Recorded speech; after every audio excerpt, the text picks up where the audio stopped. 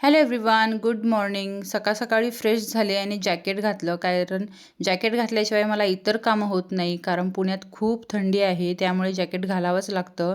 वाघमीला भरवलं आणि ॲपल देऊन चेअरमध्ये बसवलं, कारण नंतर आम्ही जेवण करून घेतलं.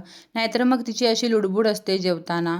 कपडे वॉश करायला आणि ते सुकत टाकायला कोणताही कंटाळा येत नाही मला, पण जे सुकलेले कपडे असतात ते फोल्ड करून आवरून ठेवणं आणि ते व्यवस्थित कबर्डमध्ये ठेवणं, याचा खूप कंटाळा येतो मला.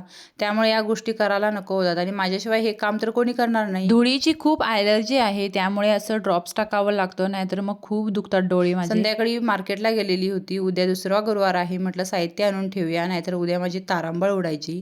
इथे मुखवटे खूप छान होते. माझा तसा जुना आहे, पण रेट विचारायला काय जातं म्हणून रेट विचारून आली. जेवण बनवायचा खूप कंटाळा आलेला, पण जेवण तर बनवावंच लागतं. नंतर जेवण बनवलं, जेवण करून घेतलं. या दोघांची मस्ती बघत बघत व्हिडिओ एंड करते. भेटूया नेक्स्ट व्लॉगमध्ये. तोपर्यंत बाय.